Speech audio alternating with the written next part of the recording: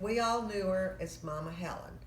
She was Helen Skaggs, and her father, as I understand the story, was the editor and runner of the newspaper in Blandville, Kentucky, when Blandville was somewhere.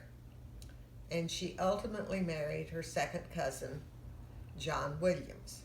And they had three sons, the oldest being James, and then Edwin, and then finally Tom. I'm not sure what year Tom was born, but Eddie was born in 1908. He was my father-in-law. And Mama Helen tells me the story that she had all of her boys in the buggy. She had a buggy with one horse, and she drove over to see one of her cousins. And she stayed all day.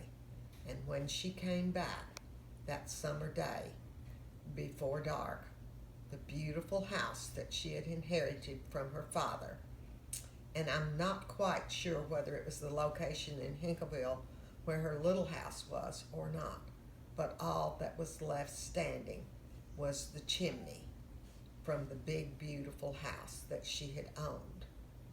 And she lost everything except the clothes on her back, the horse and the buggy, and the boys. No one was hurt.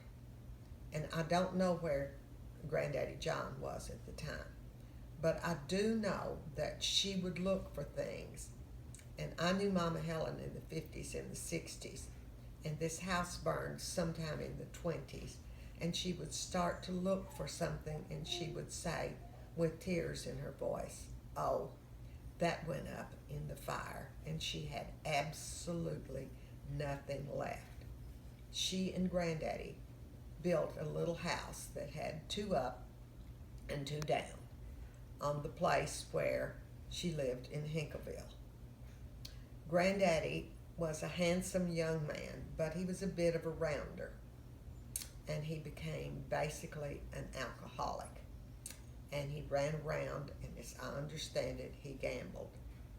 And ultimately, he lost so much that they were in danger of not only losing the little house they had managed to build, but the farm that she had inherited.